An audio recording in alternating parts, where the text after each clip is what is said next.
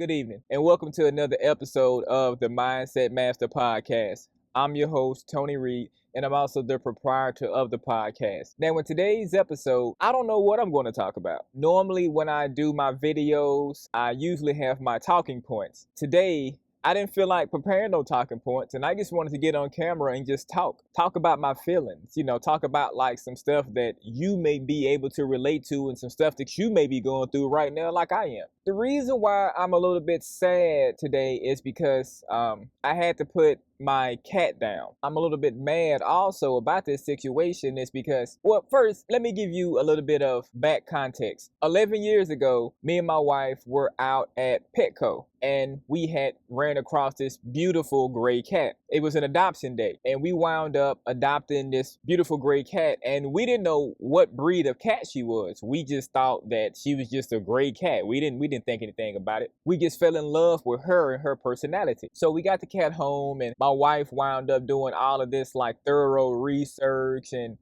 all of this and all of that about the cat. Come to find out, the cat was a Russian blue. And so my wife did some even digger deeping, and it's like a $2,500 to like a $4,000 cat that we got for $85. My wife had already had two dogs. She had a little Yorkshire Terrier, and then she also had a Pomeranian before I married her. So she came into the marriage with those two animals. So I didn't have any animals. And then when we got the Russian blue, which her name was Kitkat, that was like our first, basically like our first baby together, so to speak. She didn't too much like my wife too much. I don't know why, but she just flocked to me. And for the last like 11 years, she's just been flocking to me. Whenever I do my work on my business and stuff like that, she was always in my office and always kind of like sitting in my lap and stuff like that.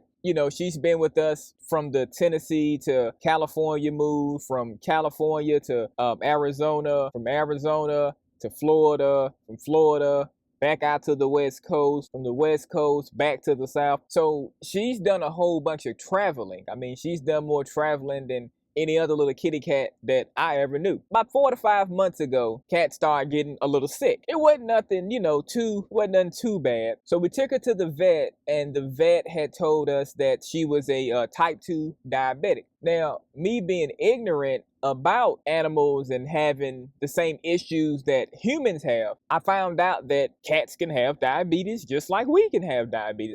My whole life, I never knew that. And so we had to give her 2 units of insulin twice a day. And that's what the veterinarian had recommended that we do. And from that point, she started getting a little bit better because we had to change her food and we had to, reaccommodate to fit her new lifestyle and to fit our new lifestyle. After that, she kind of started throwing up and just started being like a different type of cat. Now, before the diabetes, she was like ripping and running, had a boatload of energy and, things like that.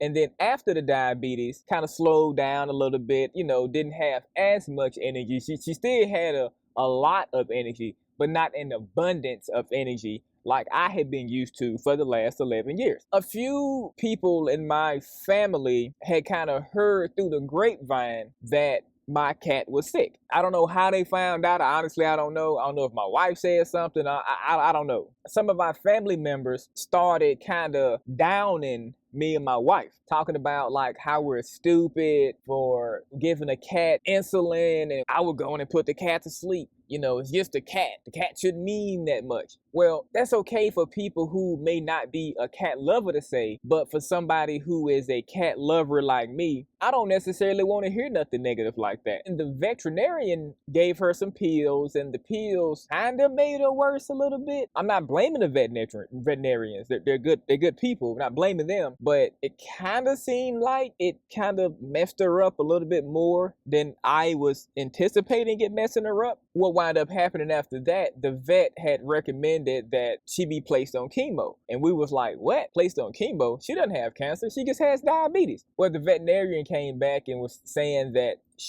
her hypothesis was that our cat has lymphoma in her stomach. And that was the reason for the, vomiting and that type of thing. We asked the vet with like, hey doc, about how much is it going to cost? Because if this is going to, save our cat, then hey, we're gung ho, we're down. Let's do it. So the vet has said it was gonna be about $7,000. I looked at my wife looked at me, and we asked the veterinarian to give us a moment. Me and my wife, we talked, let's go home, let's think about it, and let's weigh out all of our options.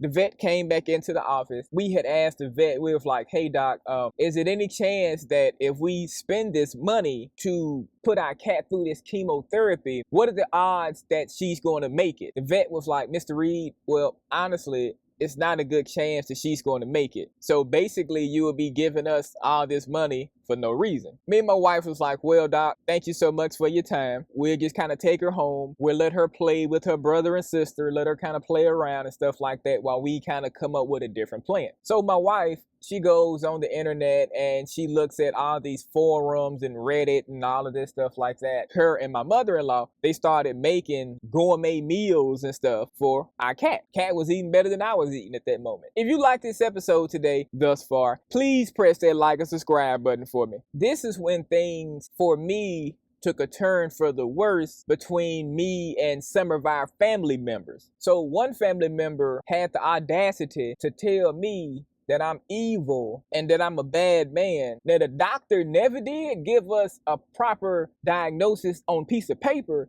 that said Kitkat Reed had lymphoma. It was never anything like that. So the doctor was given a hypothesis, which that is an educated guess. I tried to explain that to some of our family members. They didn't understand it. Oh man, that amount of money that you're gonna be spending to keep this cat alive, oh man, you could have did that and you could have bought some additional Christmas presents, because see, Christmas is in like 2.5 weeks from now. They was talking about all this yip yap, talking about, oh yeah, you could have used that money to do this, and all that money that you spending for this cat, it's ridiculous. So that really put a fire underneath my belt, and that really infuriated me, because it was like they was talking smack about like my child. I don't have any physical kids as of the recording of this episode right here. So that's why me and my wife, that's why we have animals up until we have a child of our own. So when my relatives and my family members were talking trash about how dumb we are about the cat is a stupid cat, all this stuff, I got highly upset.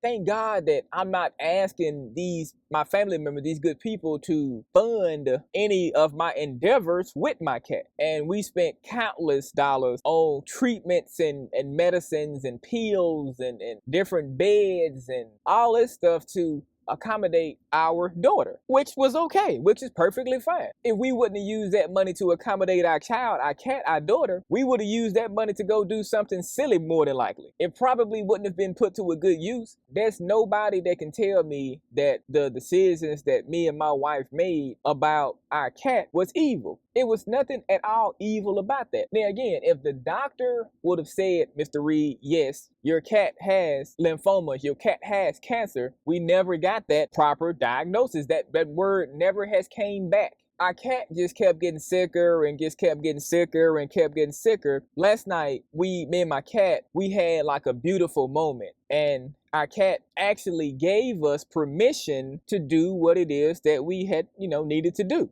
The hard thing was to come home from the vet without my cat and trying to disassemble her cage and like them pillows and stuff that we bought. We had to bag all of that stuff up and stuff like that. And that was so hard for me and my wife. My wife, she still ain't got herself together yet all the way, And that's why I came out and decided to cruise around a little bit to kind of get my head together, and I'm gonna record a video at my buddy's house. And here we are, and right now. So that's why I said at the beginning of the episode, I had no earthly idea what I was going to talk about. I don't even have a video title name for this episode yet. I'm just going to probably call it Untitled. A point that I'm realistically trying to make with this whole shindig that happened with my cat: anything in life that you believe in and other people don't believe in it, don't pay that no attention. You keep doing what you need to do in life. Long as you don't ask nobody for no money or nothing like that. If you want to take